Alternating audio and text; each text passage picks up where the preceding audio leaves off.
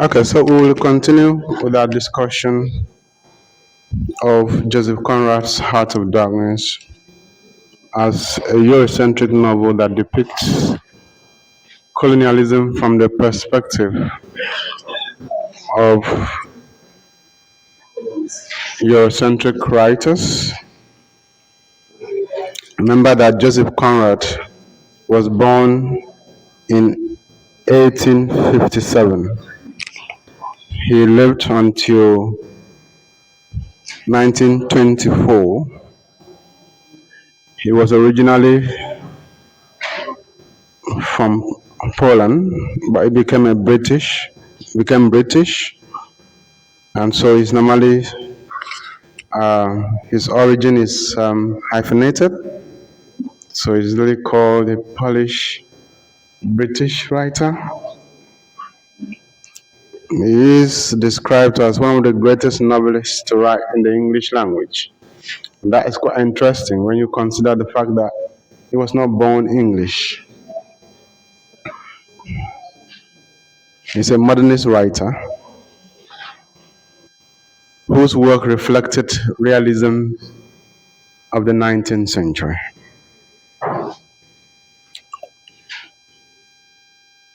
It is with most modernist writers, his major characters are anti-heroic.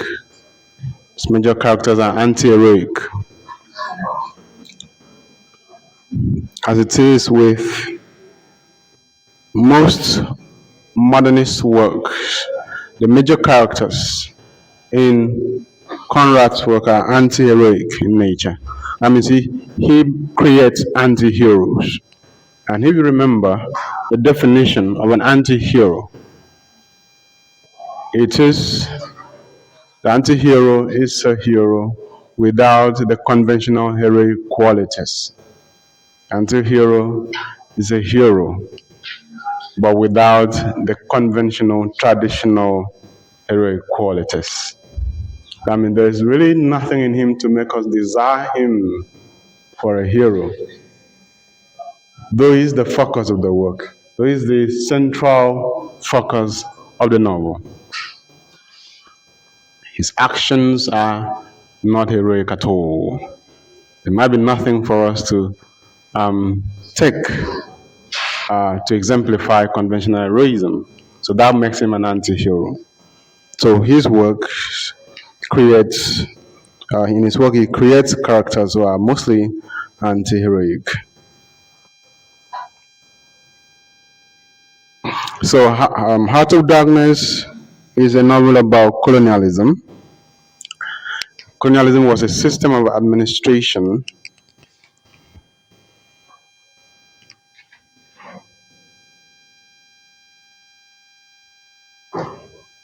whereby one nation takes over the political control of another nation so as to exploit it economically. You can define colonialism as a system of administration whereby one nation takes over the political control, political machinery. One nation hijacks the political machinery of another nation so as to exploit it economically.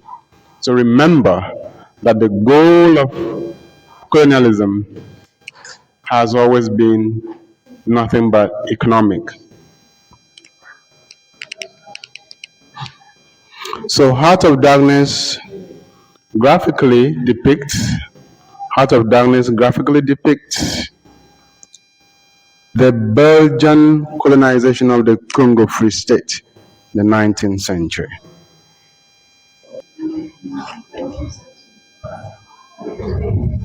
This is seen to be one of the cruelest forms of colonialism in the modern world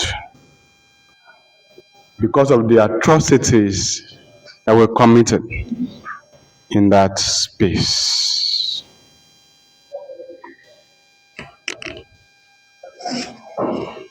So the atrocities of Leopold II and his agents in the Congo have been well documented. They included the mindless killings of the natives to further the economic interest of the country. So they were so hell-bent on reaping economically from Africa that anybody who stood on their way would have to be removed.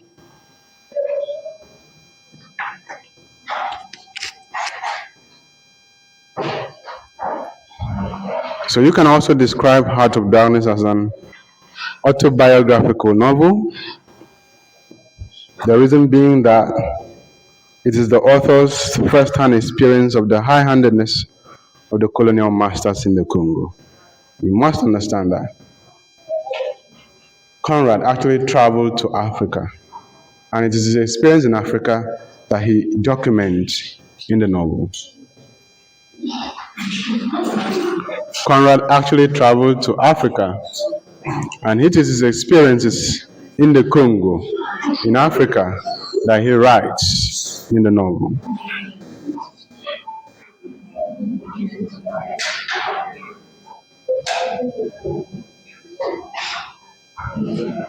So you can say that Heart of Darkness depicts the inhumanity of the Belgian colonizers in the Congo. And of course, the Congo here simply serves, literary terms, as a microcosm of Africa. It's a microcosm of Africa. And from what happens there, we can extend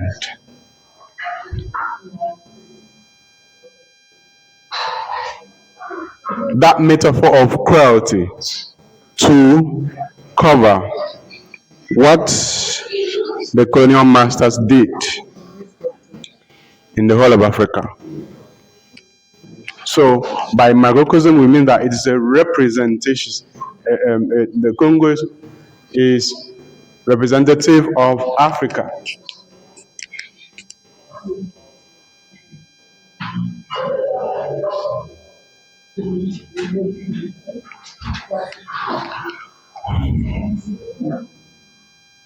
So the chief narrator of this story is by name Charlie Malo. Charlie Malo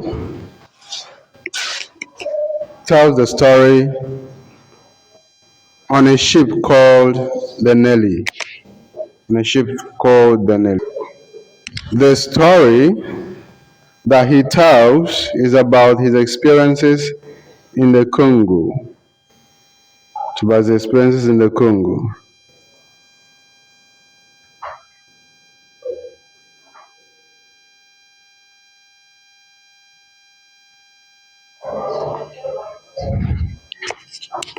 So you could say that Charlie Malo represents the author, and sometimes is the author of Voyage. So the Nelly is at the moment where the story begins in England. It's resting on the River Thames, and maybe it is their free time. At that moment, they have done what they were supposed to do, so they're just resting. And during rest time, people tell stories about their experiences, and that's exactly what Malo does. So he tells of the story of how he went to the Congo to replace one Fresh Levin who had died or who was killed in Africa. Fresh Levin was a captain of a steamboat which was heading to the interior part of the Congo before he was killed by the son of a local chief whose father Fresh Levin had assaulted.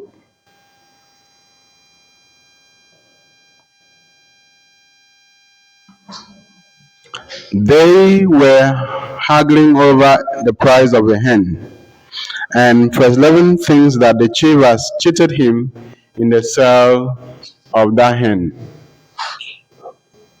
and assaulted the chief. Fresh Levin thought that perhaps the chief has cheated him. Because see, the Europeans are used to buying things free from Africa, almost free, or getting things almost free in Africa. For instance, that hen that he bought, if he takes it to Europe and says, this is an African hen, you might not imagine the amount of money that they will pay him for it. But in Africa, where he buys it, he will buy it for free, almost free. Okay, so maybe he thinks that the man has cheated him in selling the hen, and he assaulted the man. And I think that African values do not allow a son to sit by and see someone else assault or even insult the father or the mother. Okay? So the son of the chief whom First Lebanon has assaulted killed him with a spear. Maybe his intention was not just to kill him, maybe he thought that First Lebanon is strong, like most Africans, but unfortunately, just a thrust of the spear kills the man. And in the novel, we are told that immediately that killing is done, everybody in the village runs away. Everybody in the village runs away because they know the consequences, of course. In terms of literal allusion, you can imagine what happened to a place called Abami in Things Fall Apart, which was also reduced. It was reduced to dust because of the killing of a white man, the tying of his iron horse to a tree. Of course, when Malo gets to that place, he sees that it is now deserted. Everybody has run because they know the cruelties of the colonial masters. If you kill one white man, the whole town is gone. So they didn't even wait for the consequences. They ran away.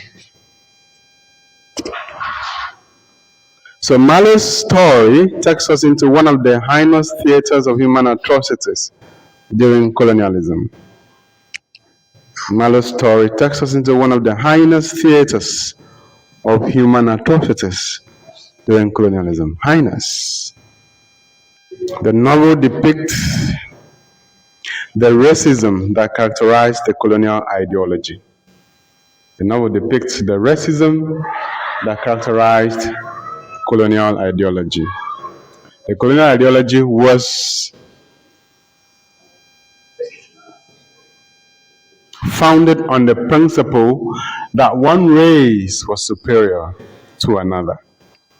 The colonial ideology, colonialism was founded on the principle that one race was superior to another.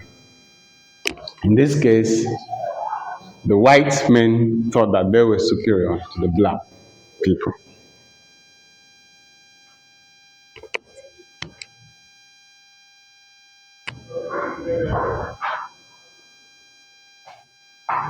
The novel also depicts the dangers of colonial politics. The dangers of colonial politics. Colonial politics was what you could call the dangerous game. Very slippery, full of intrigues and tricks, sinister plots.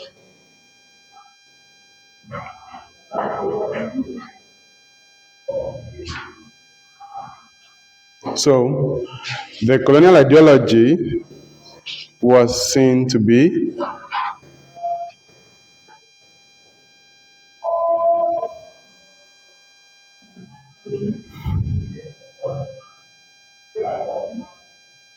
two-faced. Two-faced. Was seen to be two-faced.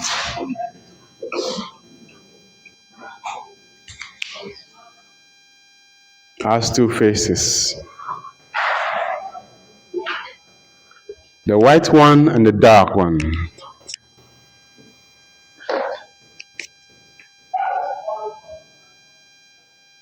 And this is what brings about the irony that we observe in the colonial ideology. The irony of an observed colonial ideology. And what's the irony? What's the irony? The irony is that the whole world is told that the mission of the Westerners in Africa is to civilize them, make them civilized human beings.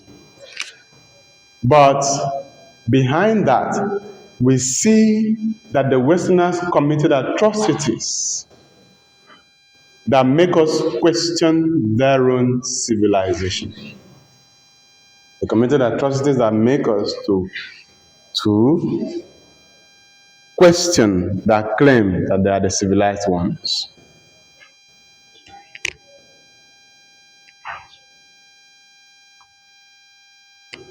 Because they were able to kill anybody that stood in their way of economic interest, which was the real motive for colonialism.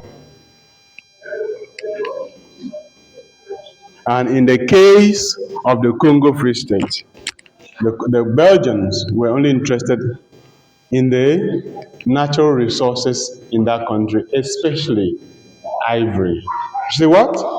Ivory.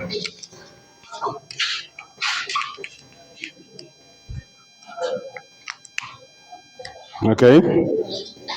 So it was there that they packed ivory to enrich themselves. And you can imagine the number of elephants that had to go for them to get the ivory.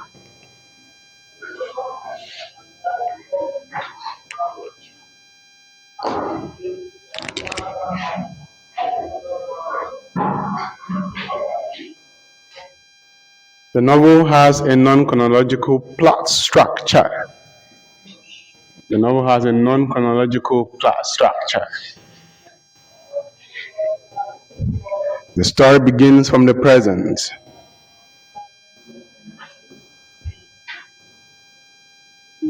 The story begins from the present when Charlie Marlowe narrates a story to his companions aboard the Nelly, anchored on the Thames River. Then the story takes us to the past, which is when Marlowe traveled to Africa.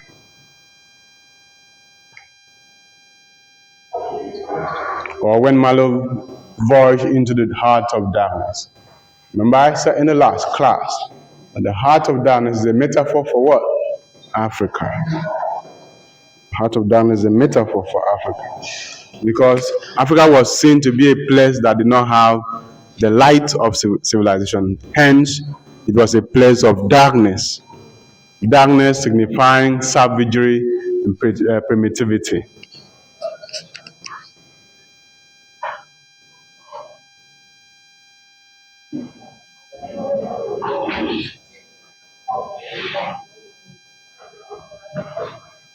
So through this story, we are led into the secrets of the colonial trade,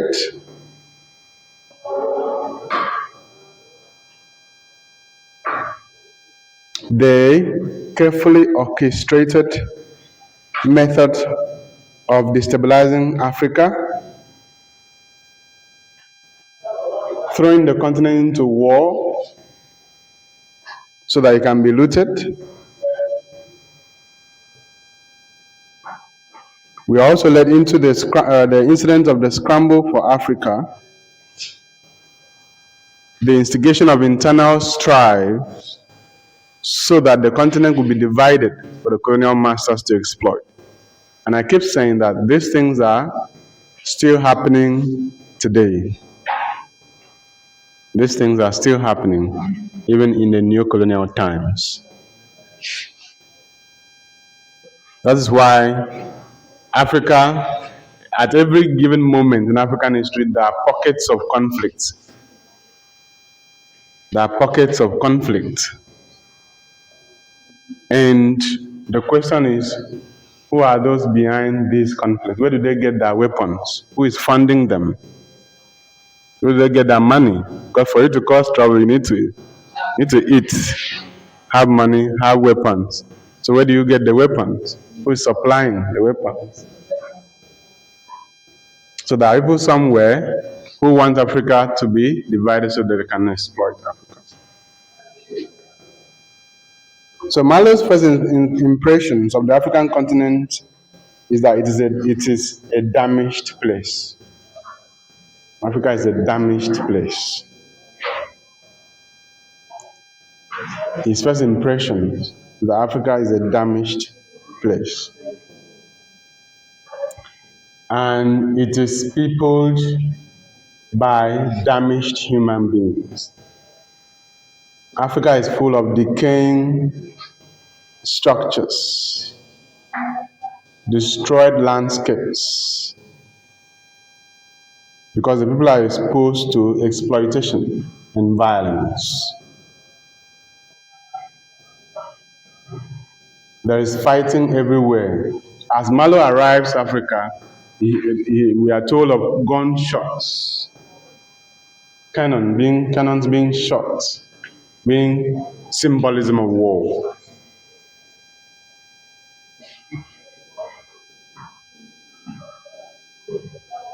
The people are not healthy at all. They are in various stages of death. People are in various stages of death. Some have already died, some could not be helped. There's even one that Malo tries to give some biscuits to, but it's of no use because the person is dying. So the people are in the various stages of dying. Some have already died. So Malo says, or the narrator, the author says, they were dying slowly.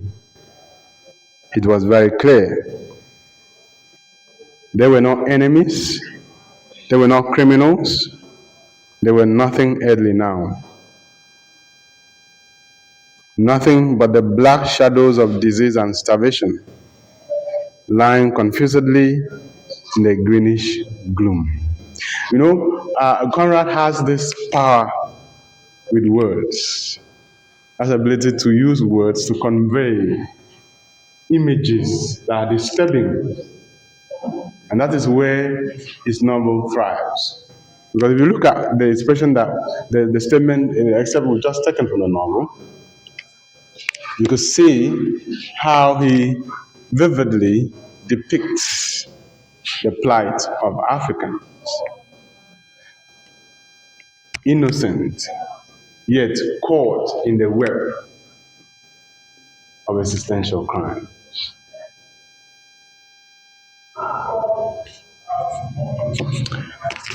At the first station, Malo meets the company's chief accountant.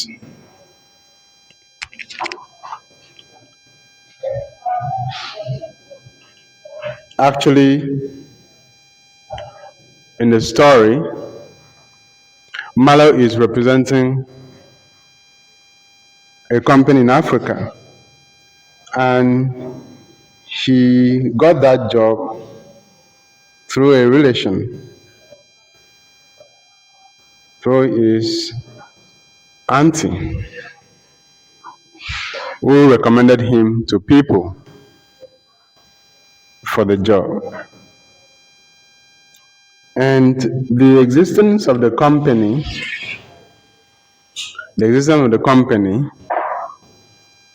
metaphorically speaks of the economic interest of colonialism. The existence of the company in the novel metaphorically speaks of the economic interest of colonialism. It was there purely for profit, because the company is business and business makes profit. So it was all business in Africa. That's why the Western interests in colonial Africa were represented by the existence of companies. That's what you need to understand.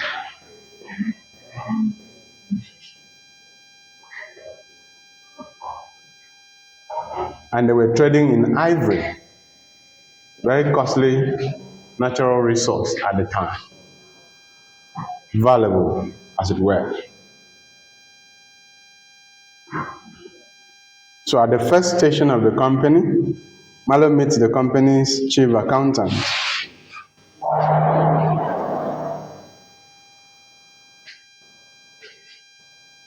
One thing that is noticeable about this particular character, the company's chief accountant, is that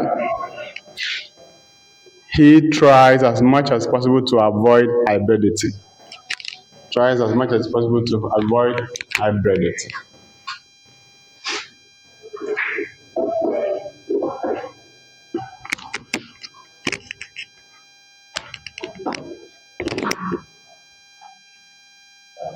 He's elegant. He tries as much as he can to be clean. He seems unreal compared to the other white men. And Malo refers to him as a miracle.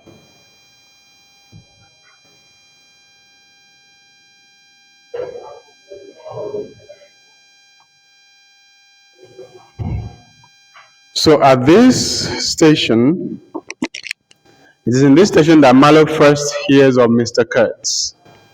And Malo still first hears of Mr. Kurtz. Mr. Kurtz, a very important character in the novel. Important in the sense that we hear more about him from people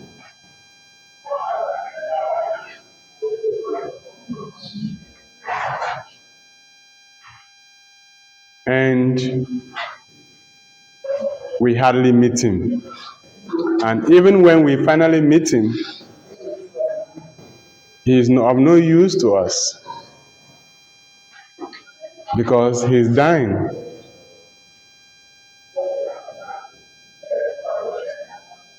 But then, he still towers over the novel. It's a very ingenious characterization where so much is said about the character, but at the point of meeting him, we are completely disappointed. Because we thought that it was at the point of meeting him that we begin to see those qualities that we talked about, only for us to meet him at the point of his death, illness and death.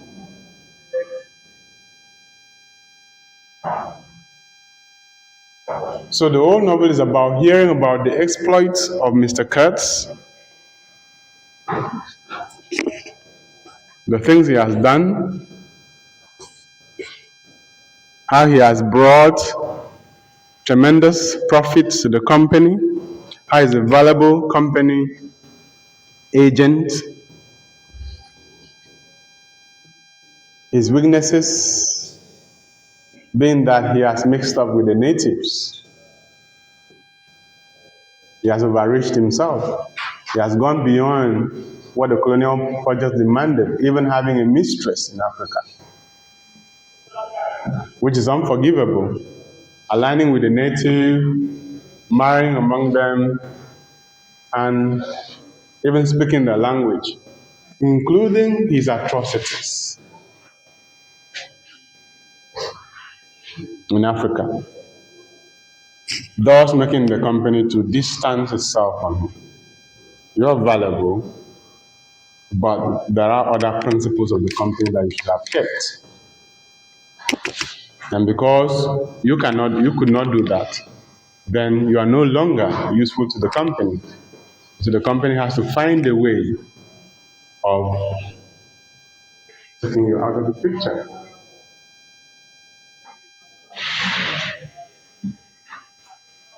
Apart from that, the company has its own internal politics, which is deadly. So that at a point, When Mr. Kurtz falls ill, they refuse to give him a helping hand. That means at the end of it, you realize that Mr. Kurtz was strategically destroyed. He was strategically destroyed. Okay? They kept help from getting to him for as long as it was possible. When it was too late for him to recover.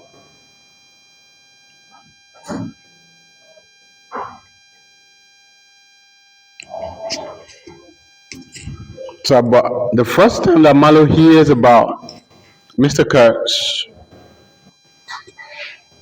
is at the first station when the accountant mentions him.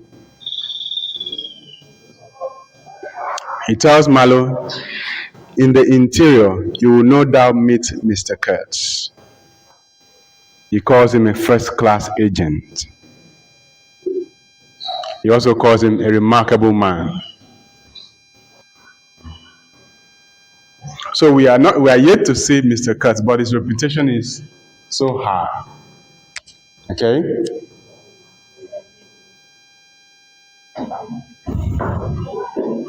So what makes Mr. Kurtz a remarkable man and a first-class agent is that he sends in as much ivory as all the others put together.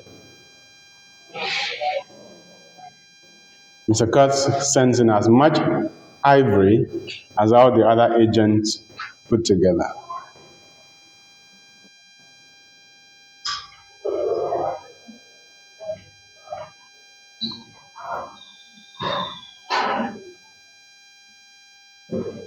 Malo leaves the station the next day with 60 men and has 200 miles to cover to the central station. There are some events that happen on the way. For instance, the chubby white man who constantly faints due to the heat of the tropics. Some white people couldn't stand the heat. Some only had to adapt. Okay? So this one could not adapt, so he was fainting. We can't even talk about those killed by mosquitoes, mere mosquitoes. Then some of the black men disappear with their loads in an act of mutiny, among other incidents. But Kurtz finally arrives at the central station on the 15th day of the journey.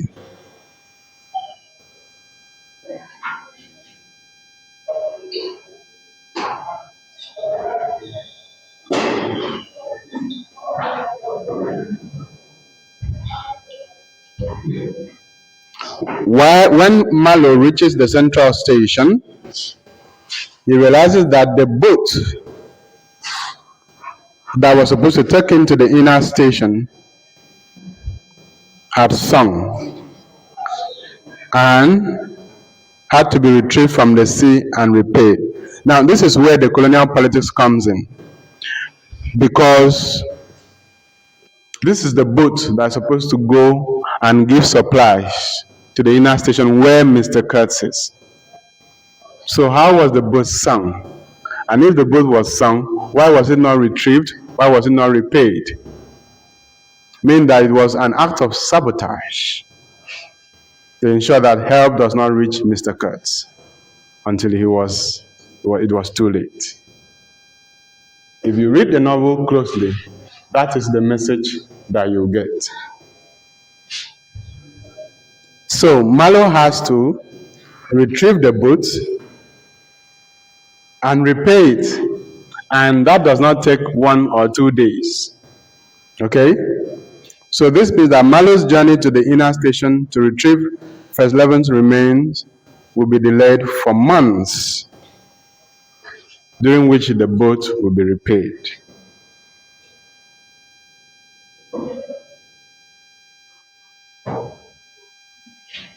So take note of that. Then Malo has an interaction with the station manager.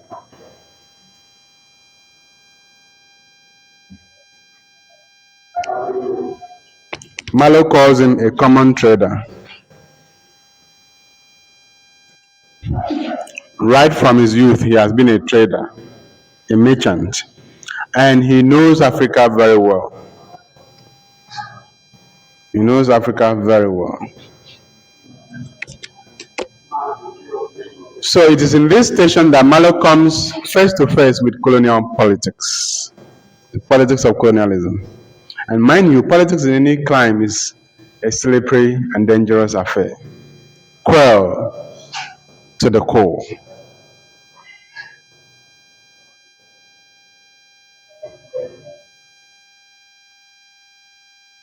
It is at the central station that Malo first learns of Mr. Kurt's illness, but as a rumor. So they know that Mr. Kurtz is ill, and being a valuable agent, they're supposed to do something about it to keep him alive, but they already concluded plans to destroy him. So that's why they withhold help from getting to Kurtz on time. So Mr. Kurt's station is described as an important station, and Kurtz himself is described as an exceptional man. He's described as an exceptional man, and he is of the greatest importance to the company. He's of the greatest importance to the company.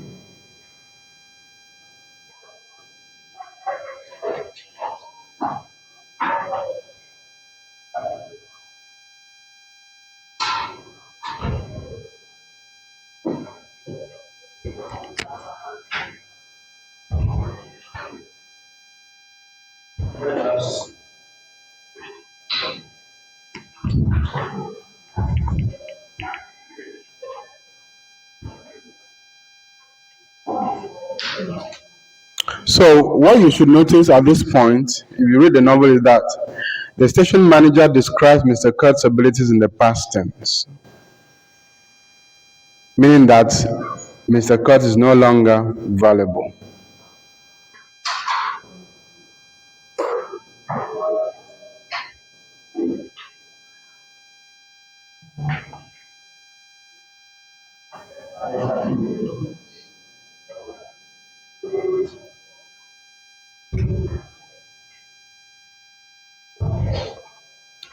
During the period in which the boat is repaired, a number of interesting and revealing events occur at the station. These events are reported to us by the observant Malo. Malo is observant.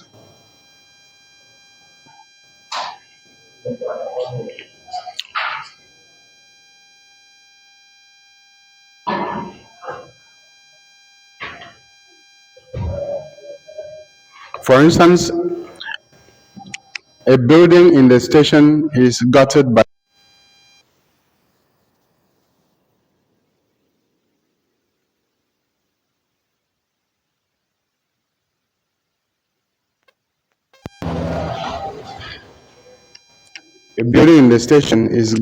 fire.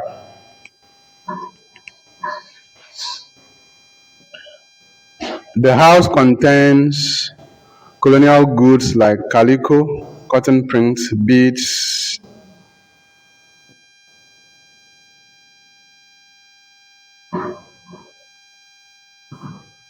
That's beside ivory.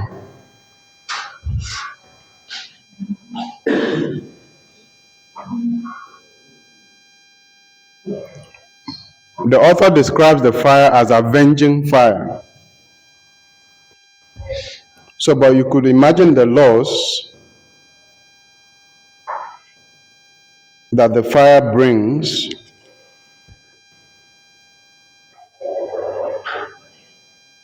to the owners of the goods.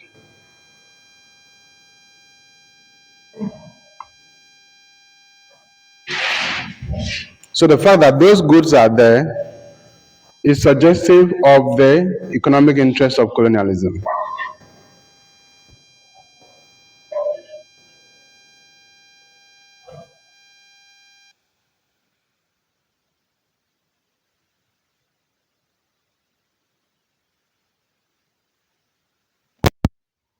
The fact that the fire burned those goods is suggestive of the risk the colonial masters took in their ventures. So many things could kill a white man in Africa. They could be drowned in the sea, they could be eaten by wild animals, they could be bitten by a mosquito and they have malaria and die. But they persisted because of what was involved.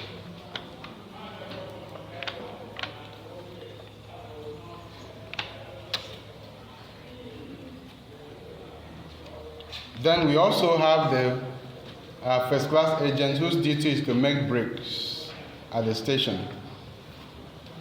But a year has passed by without any bricks being made.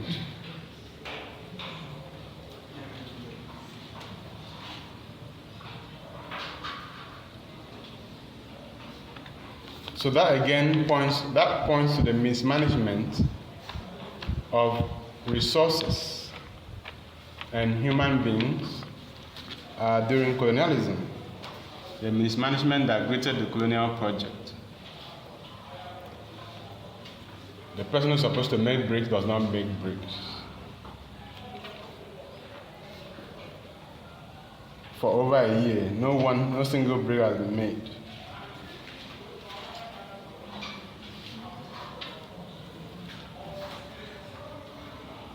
The man is waiting for straw to arrive so that he will make bricks.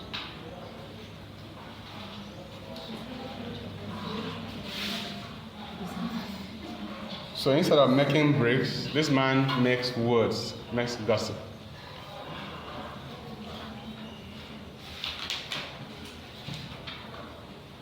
He gives some piece of information to Kurtz.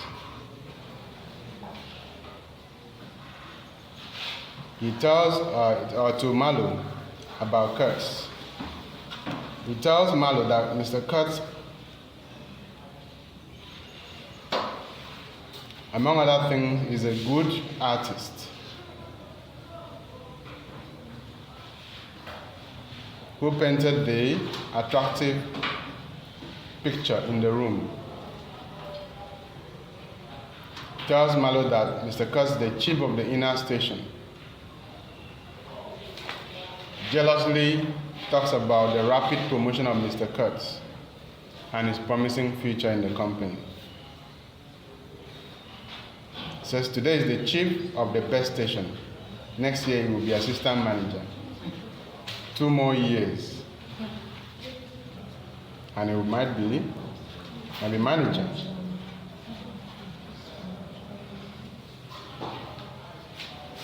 So it is obvious that the people at the inner station are afraid of Mr. Kurtz. From the way they speak of him, they are afraid of his abilities, they are afraid of what he stands for.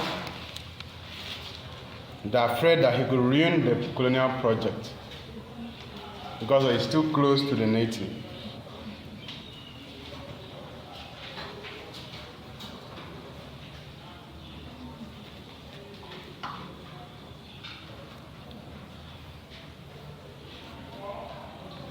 For instance, when the agent who could not make bricks says something about Kurtz, he edits himself because he feels that when Malo goes to the inner station, he might report what he has said to Mr. Kurtz. And he doesn't want Mr. Kurtz to see him in a negative light in case he becomes something tomorrow in the company. That's why he edits himself.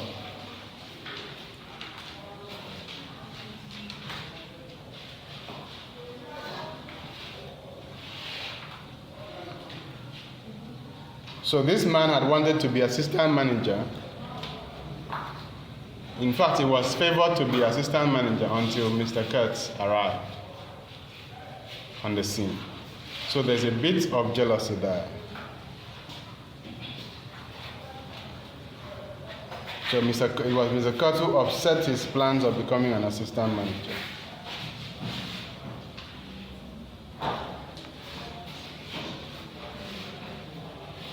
So all this information makes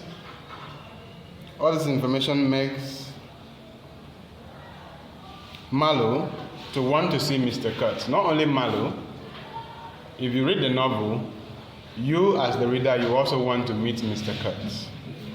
So it's an ingenious way of characterization, of portraying a character.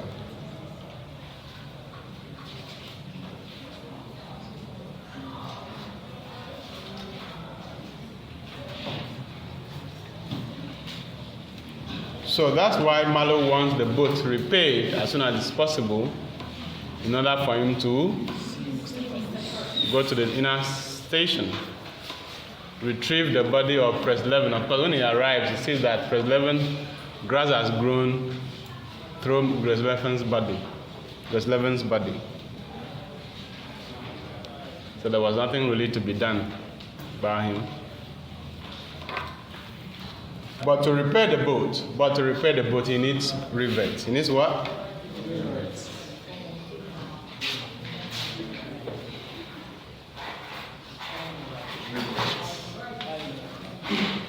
That's what is keeping the boat from being repaired. Rivets. Rivets are short metal pins or bows for holding metal plates together. Short metal pins or bolts for holding metal plates together.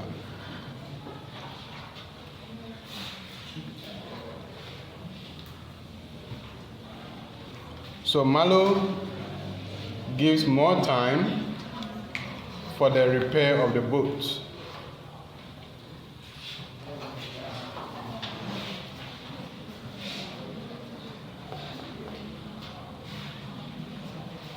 He works with the foreman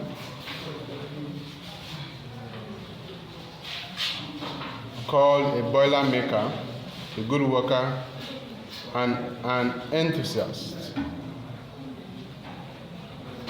in repairing the boat.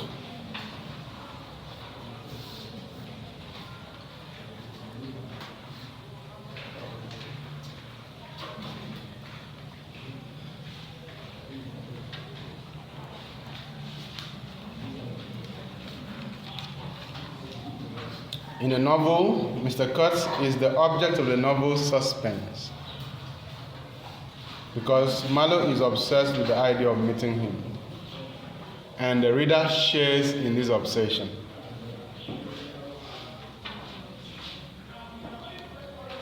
One day, Malo overhears a sinister conversation between the station manager and his uncle, who has recently arrived from Europe.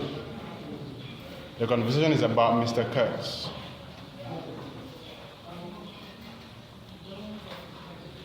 And how the two men detest his activities at the inner station, describing his influence there as frightful.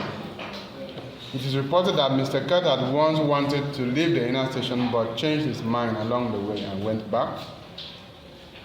The conversation reveals the manager's concern about the Russian who appears to be competing with Mr. Kurtz for ivory at the inner station. This talks about the competition of the Westerners in looting Africa.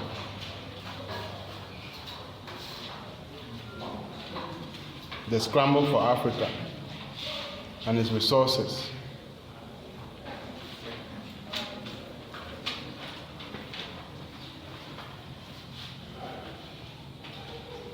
So the station manager is worried that Mr. Kurtz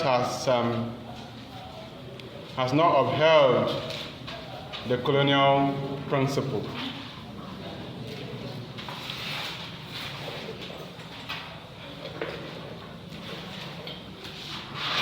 By his actions in the inner station. He says, each station should be like a beacon on the road towards better things, a center for trade, of course, but also for humanizing, improving, instructing. That means Mr. Kurtz has refused to maintain the facade of the colonial trade by mixing up with the natives and other activities. Because Mr. Kurtz is mostly obsessed with packing ivory. So after some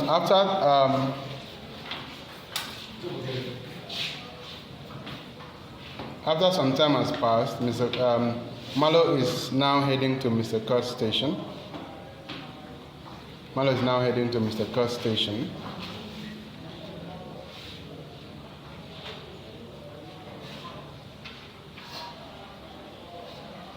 So notice that in this story, Africa is depicted as a space that is behind the times. Africa is behind the times, backyard of history. This is seen in the statement by the narrator. Going up that river was like traveling back to the earliest beginnings of the world. Going up that river was like traveling back to the earliest beginning of the world. Africa is in the backyard of history. Africa is behind the times. So, and that is part of the racism that Conrad is vilified for in Heart of Darkness. Because of how he depicts Africa and its people as a place left behind by the times. He says that was when vegetation rioted on the earth and the big trees were kings. Depicting Africa in primitive terms, in primordial terms.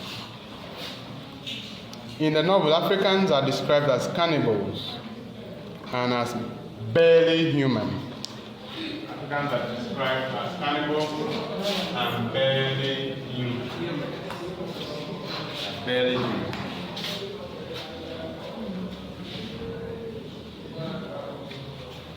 So this is clearly a racist depiction of Africa, if you are asked. This is clearly a racist depiction of Africa and Africans.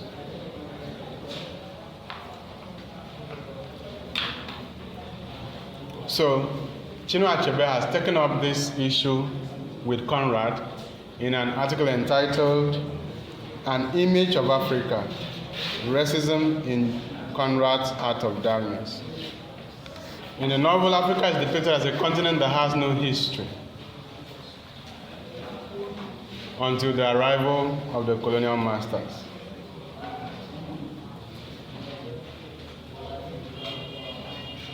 So all that existed in Africa before the arrival of the colonial masters are termed prehistoric. Are termed what? Prehistoric. This is what the narrative voice says. The prehistoric man was cursing us, praying, welcoming us. Who could tell? We were cut off from the comprehension of our surroundings. We could not understand because we were too far and could not remember, because we were traveling in the night of the ages, of those ages that are gone, leaving hardly a sign and no memories. That means Africa has been left behind. Okay? And Conrad and his fellows are traveling back in time to Africa. And that's why they don't have, Europe must have emerged from this part before. They must have been primitive before, but they don't have the memory again because they have been civilized for so long. I don't remember what it means to be primitive. That's what the quote means. Okay?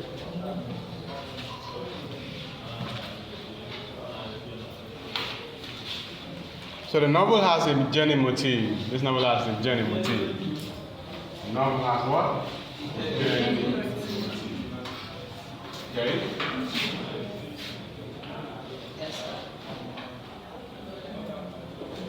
Because the narration is structured on a journey.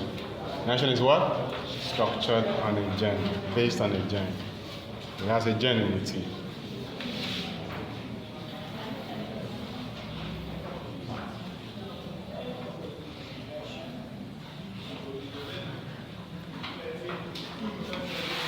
So the journey motif is also seen in how the narrative always uses the metaphor of a journey to describe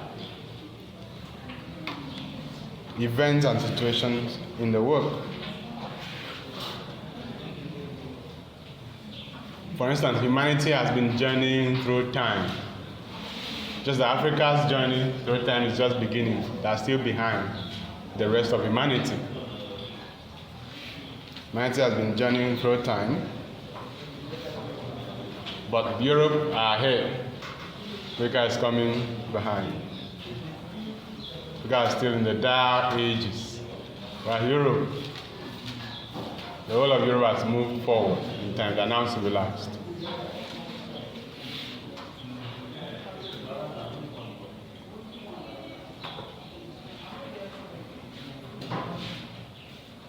So in the course of the journey, they discover the Russians' dwelling place, but it is now deserted. In that place, Marlowe finds a book entitled An Inquiry into Some Points of Steepmanship, left behind by the Russians.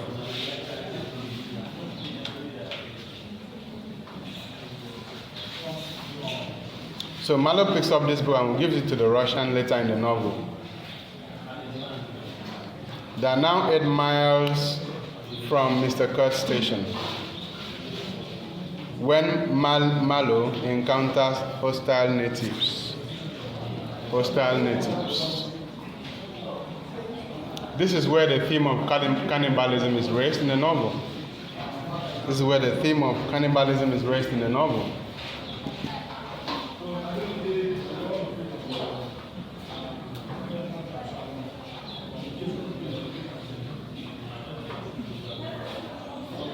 Because some of the Africans in the boat, out of hunger, desire to capture and eat enemy tribesmen who are the hostile natives.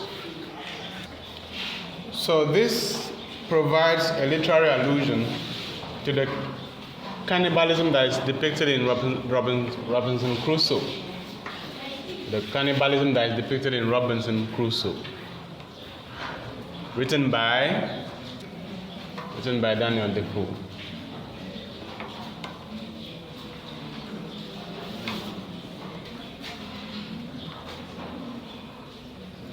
In the novel, the black characters are depicted as cannibalistic, as like Friday's tribe, and so on. But then there's also what we call metaphoric cannibalism. Okay? Perhaps Africans are guilty of real cannibalism, literal cannibalism. Okay? But the colonial masters are guilty of metaphoric cannibalism. So how is that possible? Because of how they treat Africans. Because of their treatment of Africans.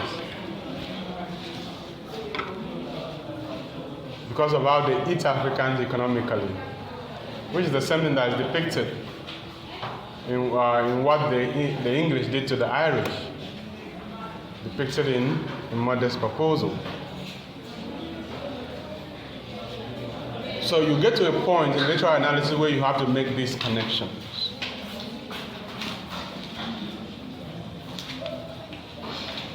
Because it is one humanity. And one cannot be holier than the other.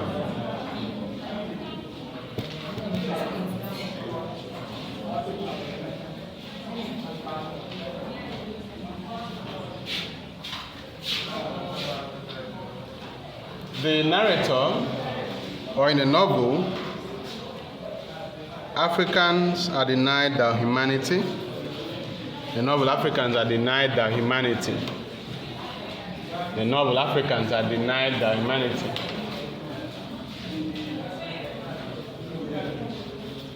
Because that depiction, that description is synecdochic.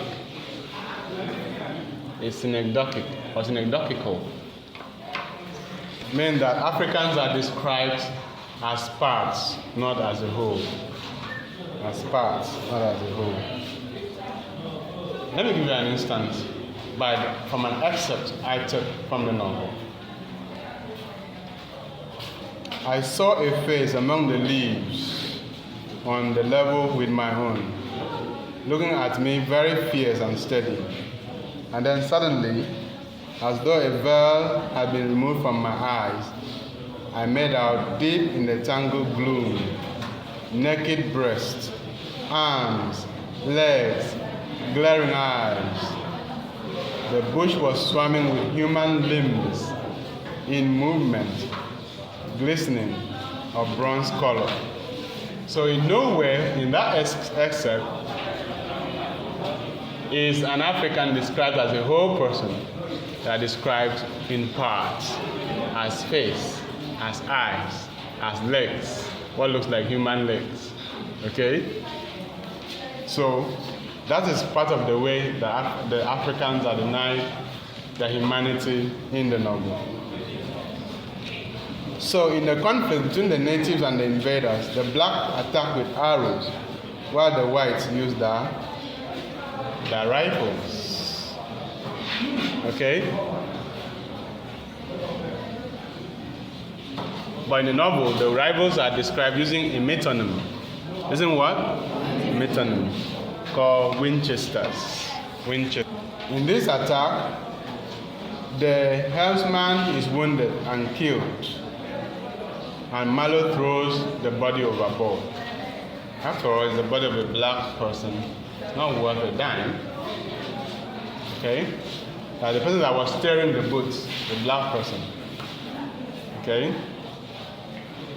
Killed in the attack and then thrown overboard.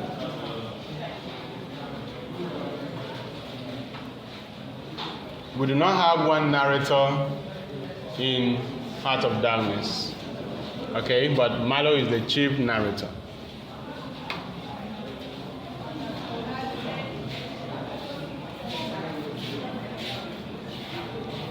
It is this second narrator that tells us about the abundance of ivory at Mr. Kurt's station. Heaps of it, sacks of it. The whole mud shanty was bursting with it. We filled the steamboat with it and had to pile a lot on the deck. So you can imagine the hyperbole. The device of hyperbole is used to describe the abundance of ivory. And again, I only imagine the number of elephants that had to go to make way for such number of ivory to be taken from Africa. That means they load everywhere in the ship, and then there was no space left. They now load them outside the deck of the ship.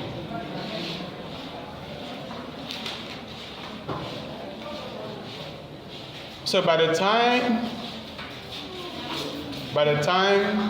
we get to Mr. Kurt, he has assumed two identities.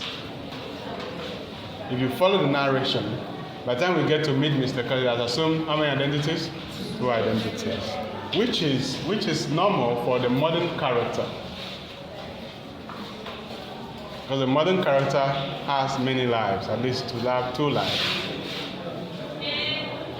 Many identities, like Mr. Jekyll and like Dr. Jekyll and Mr. Hyde. Dr. Jekyll and Mr. Hyde. You read that before? But at least you've heard of the title of the novel, Dr. Jekyll and Mr. Hyde. So Mr. Kurt is a divided self and a double. Just like any modern man, any modern character. The divided self is a double. The people in Europe know a different Mr. Kurt. And the people in Africa know a completely different Mr. Kurt. Alright? So the original Mr. Kurt has been educated partly in England. The original Mr. Kurt had been educated partly in England. His mother was half English. His father was half French. All Europe contributed to the making of Mr. Kurtz.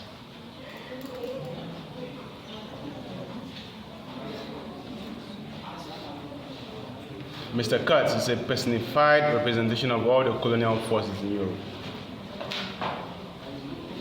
So his actions are not surprising to the reader. Remember that while Mr. Kurtz has a fiancé in Europe, he also has a mistress, a wife in Africa. And the one in Europe holds him in high esteem, because that's the identity that he knows him of. Okay? Such that if she is told of the things that Mr. Kurtz has done in Africa, she will not believe. She says, so that's not my Mr. Kurtz. We'll talk about double identities.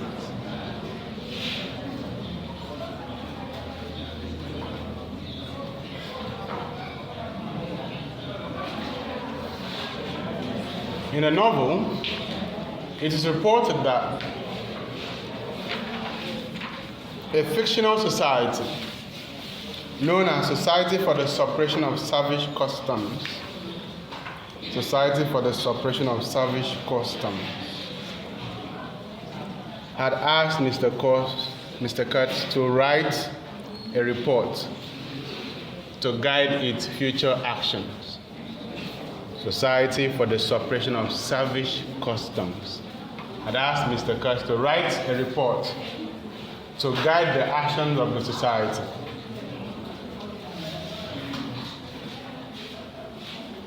So Mr. Kurtz wrote a 17-page report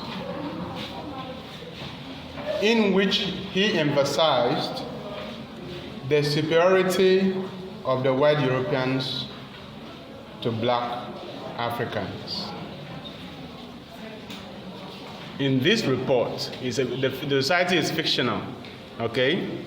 So the society has not existed. Society for the Suppression of Savage Customs. Although it would have existed going by what the colonial masters did, okay? But in the novel, it's fictional. So Mr. Kurtz wrote a 17-page report that emphasized the superiority of the colonial masters over black people. And then the report ends with the expression, exterminate all the brutes. Exterminate all the brutes. But from this report, we wonder at the sanity of the entity called Mr. Kurtz. Because it appears that Mr. Kurtz has lost his mind. Mr. Kurtz has lost his mind.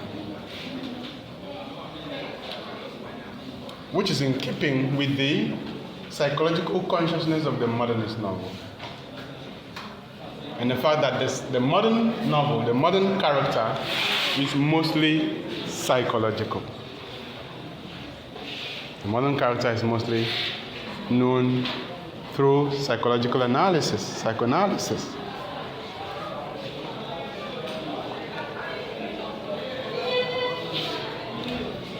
That recommendation in Kurtz's report shows that he has lost his mental wholeness, cerebral wholeness. Because Kurtz must have lost his mind to make that kind of recommendation, advocating the death of the natives.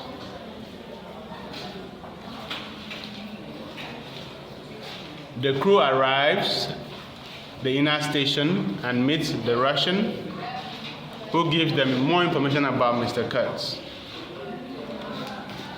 The manager and his men follow the Russian to his house. The Russian cast Mr. Kurtz in the image of a dictator. And that is what Mr. Kurtz has been doing, commanding everyone around in the inner station, getting whatever he wants, the way he likes it. He has his own army, who are tribesmen. In fact, we are told in the novel that the hostile natives were Kurt's forces, because Kurt did not want to be taken home. He knew they were coming to take him home, so he wanted to resist through those hostile natives. So the Russian says, you don't talk to that man, you listen to him. That's a dictator. That's what? A dictator. You don't talk to that man, you listen to him. Can you imagine what that means?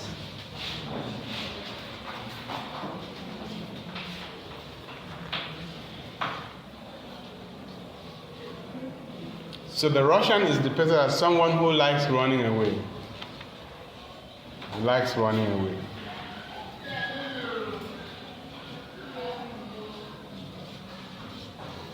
He keeps running until he meets Mr. Kurtz.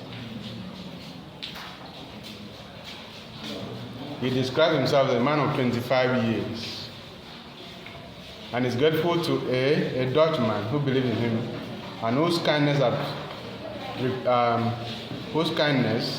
he had repaid by sending him some ivory. Just a piece of ivory that is sent home is worth a lot of money. So the Russian who was kind to him, the Dutchman who was kind to him, he has repaid his kindness by sending him some ivory. That means the man has become rich. So Marlowe hands the Russian his lost book. The Russian explains to Marlowe that the earlier attack by the natives was because they did not want Mr. Kurtz to leave the station.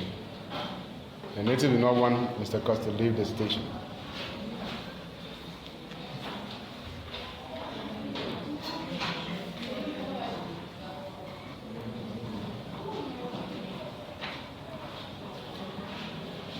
The Russian explains that Mr. Kurtz has become a cult figure. He is worshipped and obeyed by the natives.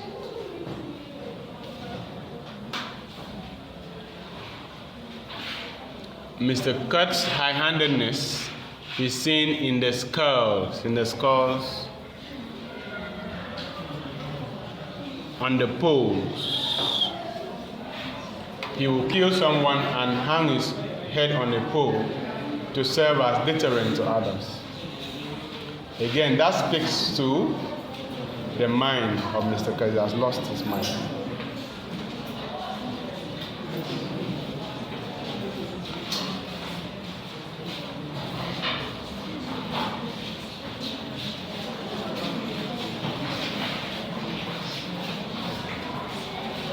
So by the time we meet Mr. Kurtz, he's ill. By the time we meet Mr. Kurtz, he's ill and dying.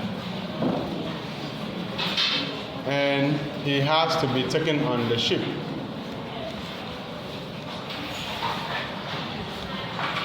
So you note where we are pausing for today, because when we meet, we continue from there. Good morning.